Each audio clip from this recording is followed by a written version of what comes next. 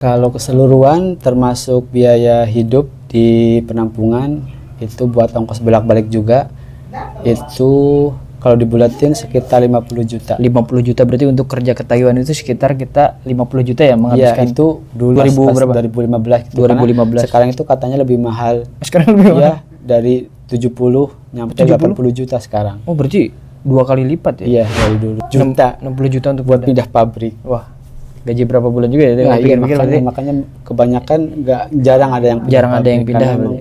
Jalannya aja berarti. Ya. Tapi balik lagi ke Taiwan. Berarti total keseluruhan kontrak itu bisa kerja di Taiwan berapa? Kalau dulu peraturannya itu bisa perpanjang kontrak itu 4 kali. 3 kali perpanjang kontrak. 4 kali 3 berarti? Iya, 4 kali 3 12 plus 1 tahun tambahan bonus. Jadi totalnya 13 tahun bisa kerja ke Taiwan. Selebihnya lewat dari itu pasti harus pulang ke Indonesia kalau nggak dideportasi. Itu gaji di Taiwan berapa tuh per bulan? Basicnya dulu. Iya, basicnya itu terakhir. Tadi kan mentok-mentok di Taiwan itu dapat berapa paling gede lembur? Sama lembur itu mentok itu dapat 15 juta. 15 juta. Iya, bersih. Dan di Korea sendiri mentok tembus berapa untuk saat ini? Jadi 3 tahun di Taiwan itu sama dengan 1 tahun di Korea. Assalamualaikum warahmatullahi wabarakatuh. Kembali lagi di channel saya di segmen ngobrol bareng PMI Korea Selatan. Di sini kita akan ngulik gimana proses kerja ke Korea Selatan, dan di sini saya akan ngambil tema mengenai enakan kerja di Taiwan apa kerja di Korea Selatan. Dan teman saya ini sudah bekerja di Taiwan selama 3 tahun ya? Iya. Di Taiwan 3 tahun, dan di sini kita akan bercerita kerja di Taiwan gimana dan kerja di Korea gimana. Nanti teman-teman bisa ambil kesimpulan di cerita ini enakan kerja di mana. Ya udah, kita langsung perkenalan saja, namanya siapa dan asal dari mana. Oke, ya. Halo, selamat malam. Assalamualaikum warahmatullahi wabarakatuh. Waalaikumsalam. Perkenalkan, nama saya Faiz Muhammad Khairul Faizin, asal dari Brebes, Jawa Tengah. Jawa Tengah ya, Brebes, Jawa Tengah. Bisa, tapi bisa Sunda ya. Saya ngomong sama Faiz ini kadang ngomong Sunda gitu, tapi Sundanya nyambung gitu. Dulu juga sering kerjanya di daerah Jawa Barat ya. Jadi ngomong banyak kadang orang Sunda gitu. Seneng gitu kalau ada ngomong Sunda, soalnya jarang orang Sunda di sini. Jadi kadang ngomong Sunda. Nah, kita kerja di Taiwan itu dari 2000 berapa tuh? 2000 berapa sampai 2000 berapa? Dari Oktober 2015 sampai Oktober 2018. 3 tahun berarti ya. Terus kita cerita proses kerja ke Taiwan itu awalnya gimana sih? Dari tahun berapa mengenal ingin kerja ke Taiwan? Awalnya itu 2015. 2015 ya? Iya. Itu juga dari saudara ya, dari dari Pak D, adeknya ibu. Kebetulan dia juga di Taiwan, tapi ex Taiwan apa yang masih kerja di Taiwan saat itu ya. Tapi dia kerja di ABK di kapal Cumi. Jadi kerjanya di laut. Oh, jadi di Taiwan itu ada berapa sektor nih kita kerja ke Taiwan? Setahu aku itu ada 3 ya. 3 itu manufaktur, industri ya, di pabrik. Terus ada ABK atau di fishing laut lah ya. Kebanyakan nyari ikan ya, atau cumi, mancing gitu. Terus ada pertanian juga, jadi kerjanya di sawah, di ladang, di kebun lah, kebanyakan kebun. Berarti ada 3 sektor ya, manufaktur, fishing, sama pertanian. Nah, yang diambil dulu itu sektor apa? Dulu aku ngambil tuh industri ya, jadi manufaktur ya, kerja di darat, di pabrik lah ya. Iya. Nah, syarat-syarat kerja ke Taiwan itu apa saja sih yang ditentukan pemerintah berarti ya? Maksudnya apa agensi? Maksudnya iya, pemerintah. Jadi tetap kita programnya resmi ya, jadi bukan ilegal. Dan kita juga lewat pemerintah juga, BP2MI kan sebagai badan penyalurnya ya. Tapi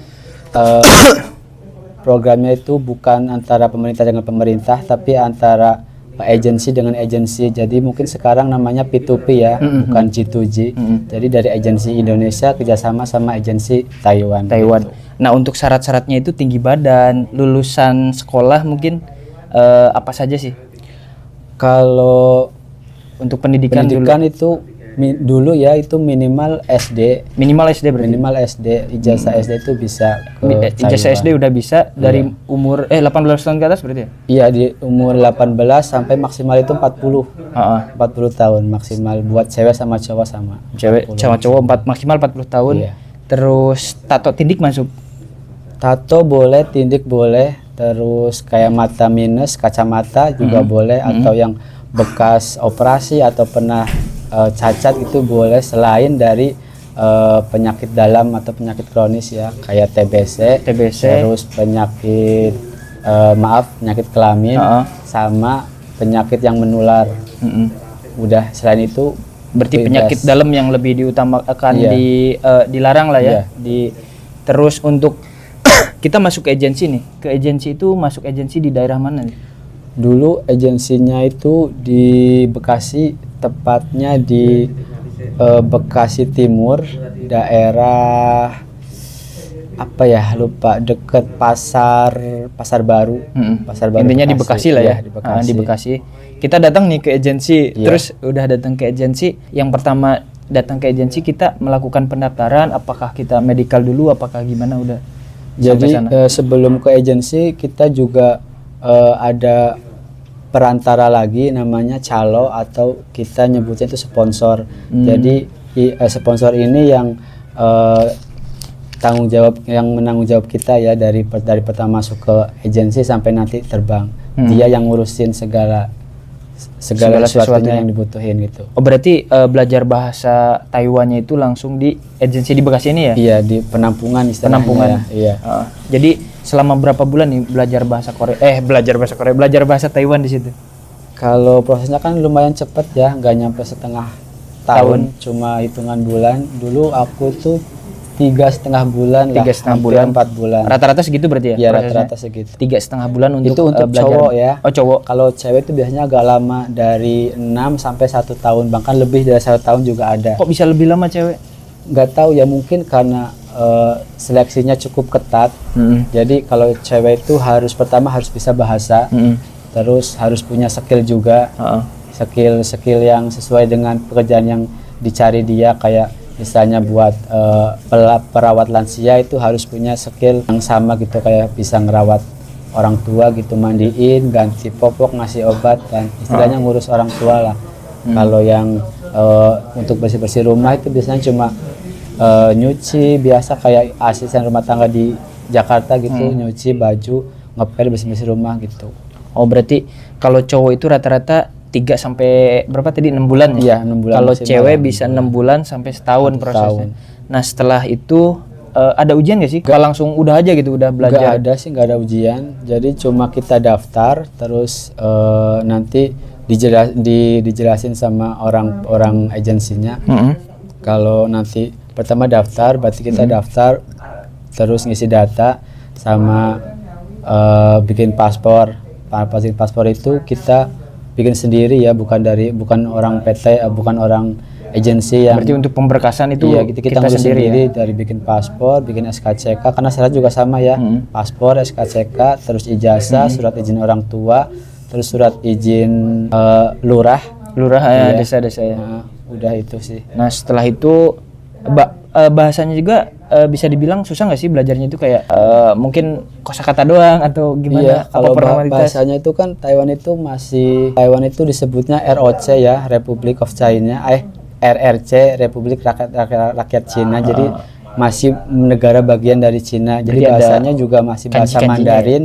Bahasa Mandarin yang bahasa Cina, tapi logatnya agak beda dari logat orang Cinanya gitu, kayak kita orang Indonesia sama Malaysia gitu, beda logat. Tapi intinya sama, bahasanya Mandarin. Berarti yang dipelajarin itu cuman kosakata doang ya, nggak sampai penulisan? Iya, jadi belajarnya cuma bahasa ya, kosakata sehari-hari gitu. Jadi nggak belajar tulisan, nggak bisa baca, nggak bisa nulis, nggak bisa mendengar nggak bisa ngitung, cuma diajarin kosakata doang, angka gitu, satunya sampai 100. 1 sampai 100. Terus hari dari Senin sampai hari Minggu, terus bulan dari Januari sampai Desember. Dan kosakata dasar lah ya intinya. Iya, kosakata Nggak sampai ke dasar. pola kalimat Enggak, dan karena penulisan. karena cewek itu cuma formalitas ya. Ya, istilahnya cuman mengenal gimana sih kosakata mungkin ya Iya, kosakatanya. karena nanti belajarnya itu sesudah nyampe ke Taiwan baru belajar lagi langsung sama orang Taiwannya yang ngajarin. Pabrik. Iya. Oh, terus setelah lulus nih biaya yang dikeluarkan untuk ke agensi berarti ya maksudnya bayar agensi ya? Iya. Bayar agensi berapa tuh? Dulu itu Sebelum lulus apa sudah lulus bayarnya? sebelum Sebelum lulus. ya, tapi jadi pertama dibilangin totalnya itu 36 juta. Itu di luar dari biaya dokumen atau kayak berkas paspor, ya, paspor, tiket. SKCK, tiket dan lain-lain. Uang saku juga sendiri. Jadi 36 juta itu cuma istilahnya charge, jadi ongkos buat kita ke sana itu 36 juta. Itu dibayar beberapa tahap. Dari pertama pendaftaran 5 juta, ntar sisanya setelah dapat kontrak kerja, terus pelunasannya itu sebelum terbang. Oh, berarti 36 juta itu harus lunas sebelum terbang. Iya. Dan di luar pemberkasan seperti paspor, uang saku dan tiket ya. Iya. Berarti total keseluruhan bisa disimpulkan kerja ke Taiwan berapa tuh? Kalau keseluruhan termasuk biaya hidup di penampungan itu buat ongkos bolak-balik juga itu kalau dibulatin sekitar 50 juta. 50 juta berarti untuk kerja ke Taiwan itu sekitar kita 50 juta ya Iya, menghabiskan. itu dulu ya 2000 berapa? 2015 gitu. 2015. Sekarang itu katanya lebih mahal. Sekarang lebih mahal. Ya, dari 70 nyampe 80 juta sekarang. Oh, berarti 2 kali lipat ya? Iya, dari dulu 2 kali lipat. Oh, berarti inflasi itu kayak 5%. Jadi setahun itu salah naiknya jauh banget dari dulu berarti sekarang itu. wah, perbandingannya 1:1 ya. Nah, setelah itu terbanglah kita. Iya. Setelah terbang itu di Taiwan ditampung dulu nggak sih di penampungan kayak Iya, jadi pertama turun dari bandara itu kita diantar ke rumah sakit. Rumah sakit itu sama kayak kita di medical lagi berarti? Iya, pertama datang itu kita medical. Terus habis medical diantar ke agensi sananya. Nanti di sana kita tanda tangan PK, perjanjian kontrak. Itu hampir berapa ya? Seingat saya itu hampir 10 lembar itu tanda tangan doang. Jadi kalau tanda tangan baru nanti sorenya kita diantar ke pabrik. Oh, berarti nggak ada pembelajaran lagi ya? Nggak ada training, nggak ada pembelajaran. Medical ada medicalnya itu setelah turun dari bandara. Setelah turun bandara medical dulu baru tanda tangan kontrak. Baru diantar langsung ke pabrik, iya. langsung kerja. Nah, setelah kerja itu ada culture shock nggak? Yang apa sih dari segi bahasa, terus makanan? Iya, sama. Lucu-lucu lah. Ya, pasti ya, karena bahasanya juga beda. Apalagi kalau cowok kan emang nggak terlalu pinter bahasa ya, karena nggak di penampungan juga nggak diajarin kayak cewek gitu, cuma diajarin hal-hal dasar doang. Jadi pas pertama datang juga pasti kaget. Terus gak nyambung lah intinya. Iya, intinya gak nyambung. Yang diajarin disuruh apa, disuruh ngambilnya apa gitu kan, itu pasti ya. Ya kebanyakan itu selama beberapa bulan cuma kayak ditanya itu cuma bisa iya, tidak, maaf, sama terima kasih gitu. Yang lain nggak tahu, bahkan cuma bisa bahasa isyarat doang pakai tangan sama ngambil mata ini gitu ya. Ini bener nggak gitu. Berarti yang dipelajarin di agensi itu istilahnya buyar semua. Iya, sama sekali nggak tahu. Tapi karena kita juga harus istilahnya dituntut harus bisa bahasa, jadi tiap hari tetap diajarin sama mandornya, sama teman kerjanya kita, rekan kerjanya orang Taiwan juga diajarin ini namanya apa, ini prosesnya namanya apa, terus gitu tiap hari diajarin sampai benar-benar bisa. Berarti menyesuaikan kerja di Taiwan itu di pabrik manufaktur ya? Iya. Berapa bulan itu? Culture shocknya? Itu hampir 3 bulan kayaknya. 3 bulan udah iya, 3 bulan nyambung, bisa nyambung. Udah mulai nyambung, bukan ini ya apa istilahnya udah ngerti gitu. Kalau disuruh kerja itu udah tahu, meskipun kita nggak ngerti bahasanya, tapi kita tahu disuruh apa, udah nyambung. Nah, di sana itu ditempatkan di pabrik atau produksi apa? Kalau iya pabrik, jadi sebenarnya nggak sesuai kontrak kerja dulu. Jadi di kontrak kerjanya itu ditulis pabrik semen, terus spesifikasi apa kerjanya itu ditulis operator mesin. Ternyata pas datang itu bukan pabrik semen, tapi pabrik limbah. Jadi pabrik limbah yang menggunakan bahan semen sebagai bahan campurannya gitu sebenarnya. Jadi bukan pabrik pembuatan semen, bukan, cuman di kontrak kerjanya katanya ditulis pabrik semen. Ternyata berarti di bukan. luar dari kontrak kerja ya? Iya, Nggak sesuai. tapi ya namanya kita baru pertama kali kerja ke luar negeri, jadi ya tetap dijalani gitu. Dan awal-awal juga gak betah, nyampe setengah tahun itu udah kayak udah nyerah gitu, pengen pulang, udah nggak cocok. Tapi karena pertama ingat juga modal awalnya juga udah lumayan udah gede ya, dan itu juga udah ngutang ya, bukan duit sendiri. Jadi itu yang jadi motivasi buat harus tetap coba gitu, belajar biar bener bisa kerja gitu. Dan 1 tahun pertama itu alhamdulillah udah lancar lah ya. Lancar, udah bisa kerja, terus bahasa juga udah mulai ngerti. Jadi 2 tahun 3 tahun sampai pulang kontrak, sampai habis lah istilahnya, sampai habis kontrak 3 tahun. Bisa pindah nggak sih sebenarnya kalau kita nggak nyaman di pabrik Taiwan, pindah pabrik? Sebenarnya bisa, karena yang nanggung jawab kita kan agensi. Jadi misalnya kita punya masalah apa, kita lapor ke agensi.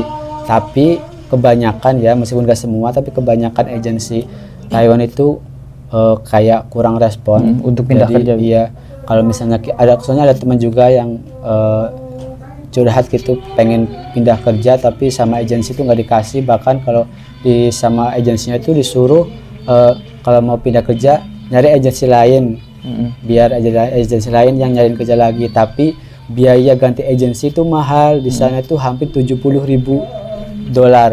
Berarti 70 kali 5 35 juta. 35 juta Yaitu untuk pindah agensi. Nah dari agensinya itu nanti ditarik lagi buat biaya pindah pabrik lagi, itu 50.000. Jadi totalnya 120.000.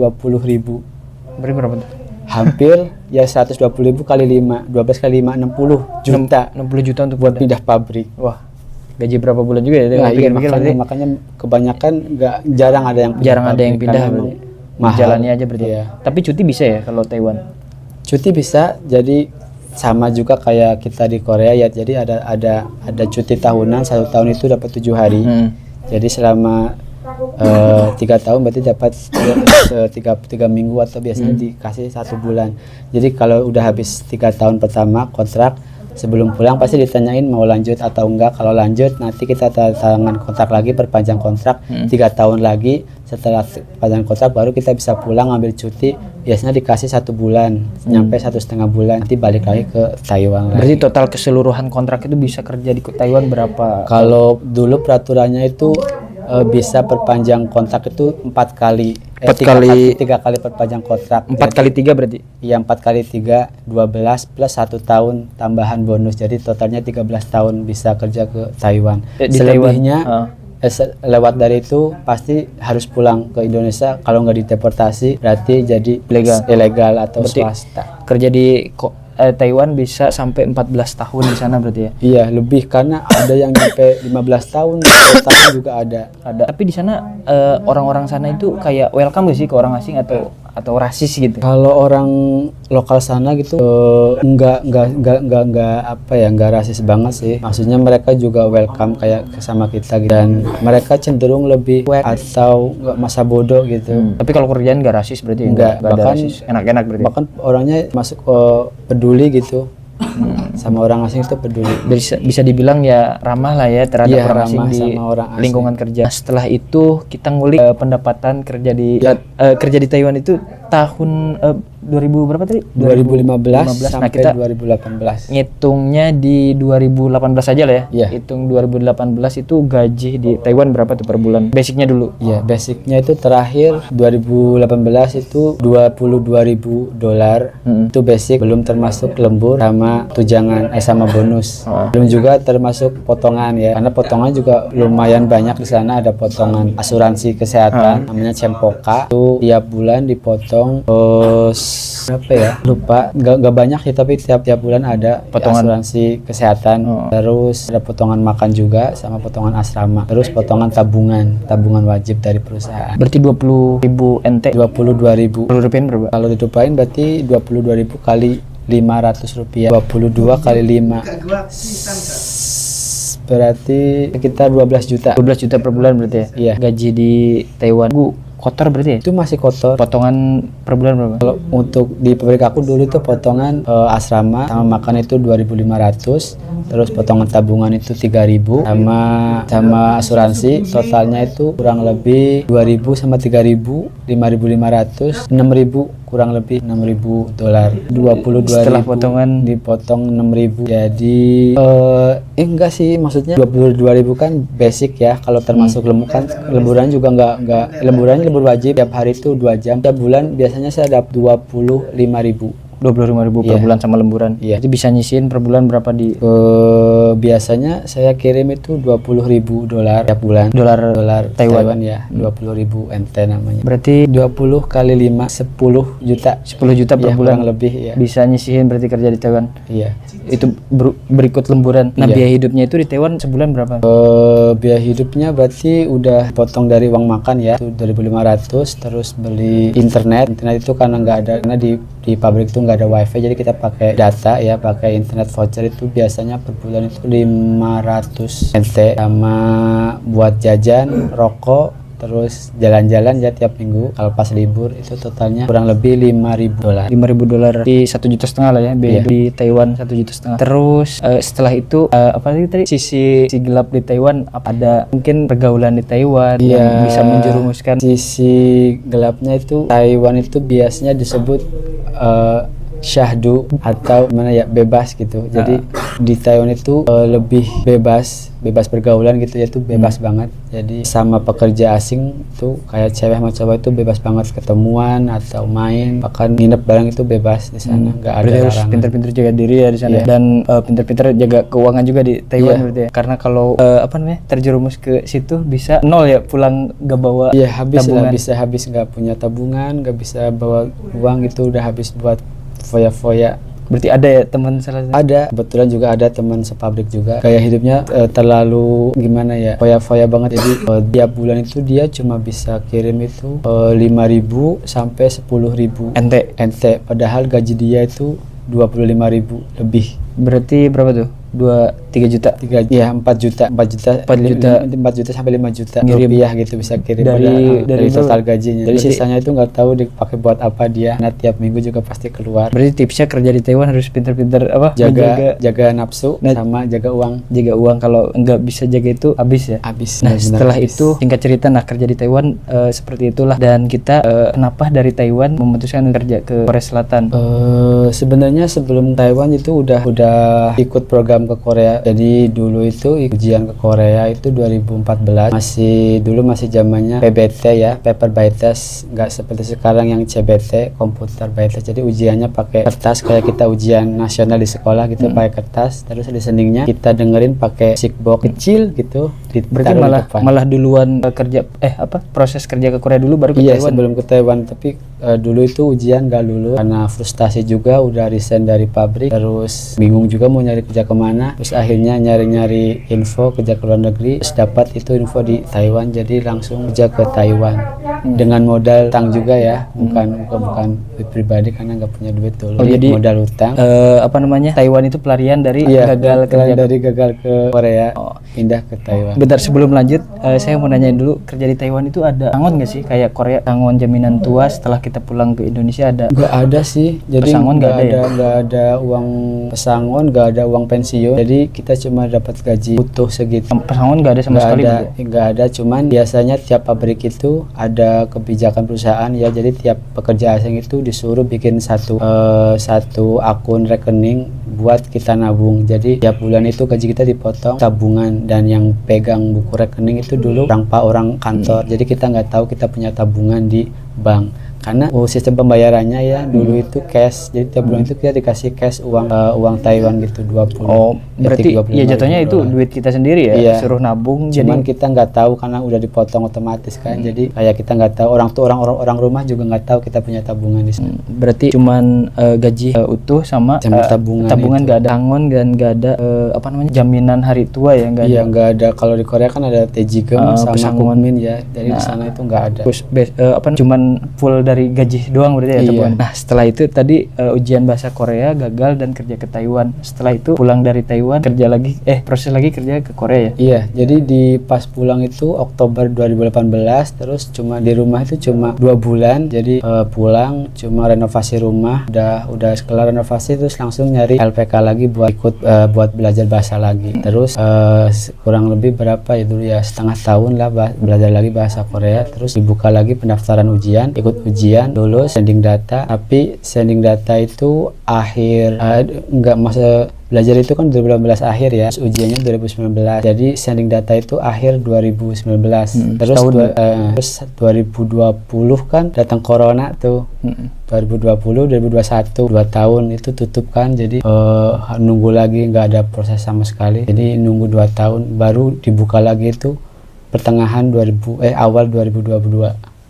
Berarti prosesnya 2 tahun berarti ya? 3 tahun. Oh 3 tahun. 3 tahun. Proses kerja Korea 3 tahun dan bisa sabar ya nunggu. Iya, jadi ya gimana ya? Sebenarnya dulu tuh sempat nyerah juga, kayak kayaknya udah nggak ada harapan gitu, karena kan kita tahu ke sertifikat kelulusan IPA STOPIK kan cuma 2 tahun ya. Karena ada corona kan udah otomatis udah hangus kan, udah nggak bisa dipakai lagi. Tapi beruntungnya itu dulu ada roster ya, perpanjangan roster, perpanjangan corona. Jadi selama corona kan ditutup, jadi itu meskipun nggak berlaku sertifikatnya, tapi karena kita udah sending data kita masih ada di EDK Korea. Jadi setelah dibuka lagi prosesnya, data kita masih ada, dan alhamdulillah setelah corona lewat dapat SLC, gak lama kemudian dapat panggilan prelim. Nah, berarti singkat cerita 3 tahun proses kerja Korea.